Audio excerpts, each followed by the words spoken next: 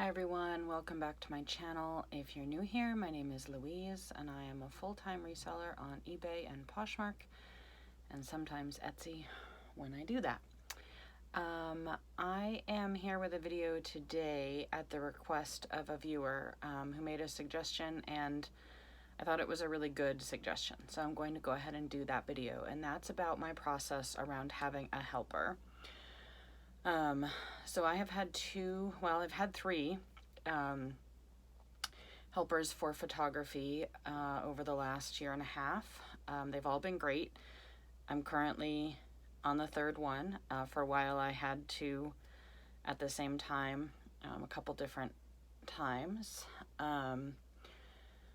So the first part of that question was how I found a helper.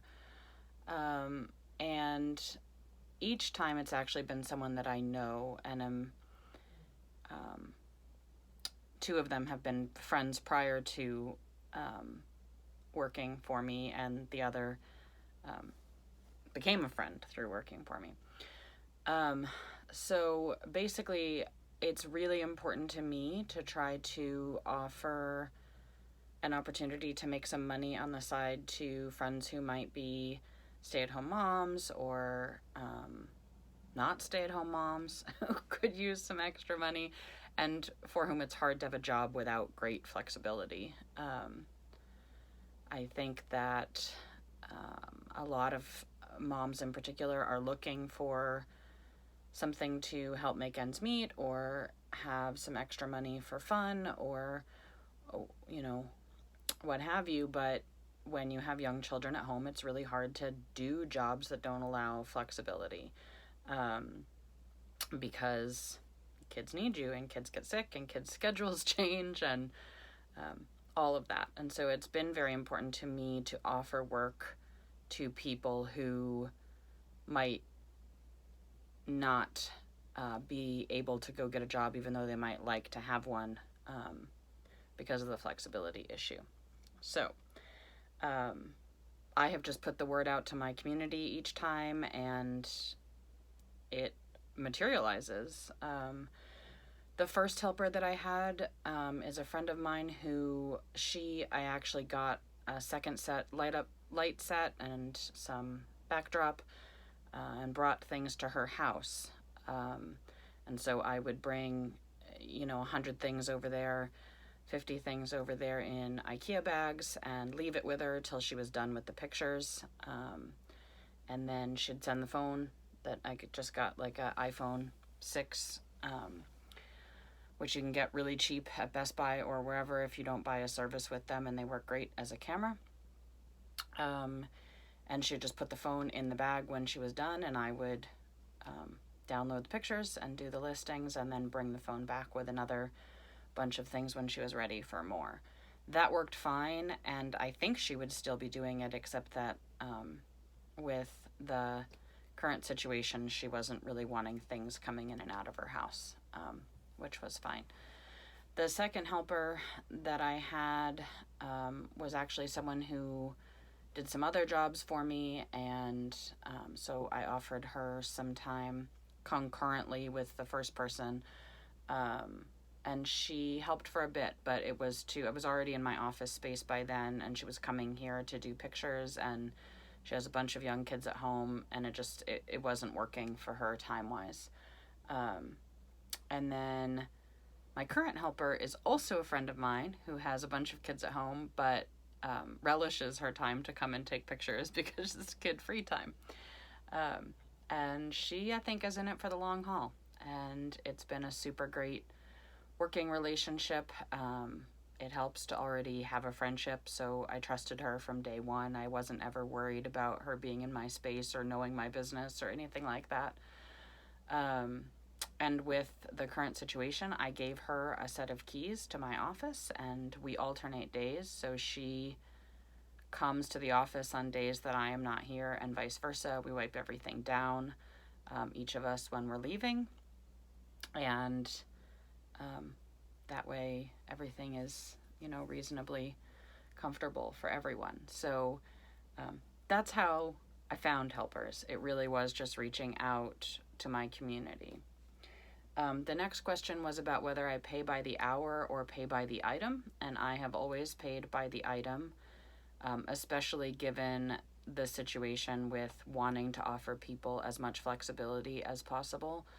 I have found that it works really well to pay people by the item because, like the one who was doing it at her house, she could do just a few at a time if she wanted, or she could spend all day doing them all for the week. And now with someone coming into the office, you know, she can take breaks when she wants to. She can take longer on one day or less long. She can bring a kid with her, and that takes a different amount of time. So it just works really well for me. And I think it works okay for her as well. So I pay a per item cost for taking pictures, and then a per item amount for doing measurements, if she chooses to do the measurements. And I leave that up to her. So if she doesn't have time and doesn't want to do the measurements one day, that's fine. I'm not going to talk about what I pay per item because I think that that's hugely different based on circumstances and cost of living where you're located. So you'd have to figure out with whoever you're going to hire what feels like a fair amount per item. So that's what I do. The next part of the question that was asked was about my expectations, and I don't have huge expectations. My expectations are 8 to 12 clear photographs of every picture, accurate measurements on days when she does measurements, and that she, you know, let me know if she's not going to come on the days that we've scheduled, and I let her know if we've scheduled a day and I don't have anything for her. But I haven't had to have super concrete expectations because really any help that I get helps me. And so if she thinks that she can do 100 and only does 70, that's fine because it's 70 items that I have pictures taken of, so that I can move forward with my process. So other than, you know, normal expectations around, you know, keeping stuff where it goes, and the photo area is kind of her domain now. I don't really mess with it too much because I don't really take pictures anymore. And so I did just order a big photo booth, and so that's going to change her process and I hope help her process. Anyway, so those are my expectations. So the process from when the item comes in through when I list it and how that works in tandem was the next part of the question, and potentially I think maybe the most useful part for those of you who are thinking about hiring some help. So I'm not going to walk around and do a little walkthrough right now, but maybe I'll do another video of that exact process. But just to talk it through, I have one rack where I hang the items that are ready to be photographed, and I will hang 50 at a time. Sometimes there are things that don't hang, and I have a table in my office where my helper knows that anything that's there is ready to have its picture taken.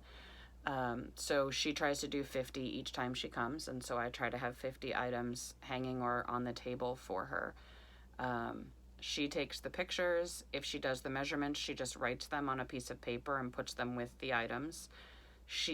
Unless there's something that's going to hang for good, like a big puffy coat, then she just rehangs it on a different rack. But like anything else that's going to get folded and inventoried in a bag, she folds when she's done with it. So there'll be like a stack of 10 things, and she'll put a little piece of paper with the measurements for those 10 things on there, and then she'll do another 10.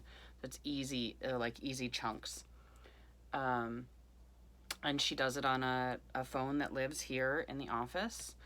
And then I take the items and dump the pictures onto my computer and just work through 10 at a time. So that stack of 10 that she leaves, I just bring that stack to my table, to my desk, and, you know, edit the pictures for the first 10 items, and then just do them. I touch the item, make sure I don't see any flaws. She does note if she sees any. Then I use her measurements to put into the listing, bag the item, put its inventory number on, enter that into the listing, and list it, cross-post it, and on we go. So I do it in those 10 chunks. And again, maybe leave me a comment down below if you would like a video that's like a walkthrough of what happens step by step through that process. I'd be happy to do that. So the last part of the question that was asked was about, have I noticed an increase in my income or productivity since hiring help? And I would say absolutely yes. Especially with this newest helper who is real consistent and committed and comes to the office once or twice a week, every week. But absolutely, even since day one of hiring help, I realized as I was thinking about how I wanted to scale and what I wanted this business to be and to do for me, that my time was really the biggest hurdle to scaling, because even on a really good day with, super focused time to work when my kids were at school, I was maybe doing 20 listings a day on my own. And that was bust butt, full on, hardcore working for that whole time. And I, as a mom with a house to take care of and kids to take care of, I did not get 5 bust butt work days in a week. And so it was really hard for me. I kind of kept hitting this plateau of list a bunch of stuff, sell a bunch of stuff, list a bunch of stuff, but I was never able to list more in order to build up more sales because my time just was a limited resource. So in getting help, I've been able to cut out the photographing part, and then I can list a lot more items. It has allowed me to branch off into purchasing more in bulk, which I wasn't able to do prior. I have seen almost a 50% increase in my sales since consistently having help. And I think it's only going to grow from here. The last 3 months have been considerably more productive than the time before that. So I see only up as far as that is concerned. I would say that hiring help was the single best decision I made in my reselling business, because it's the one thing you can't make more time in your day to be more productive and scale your business.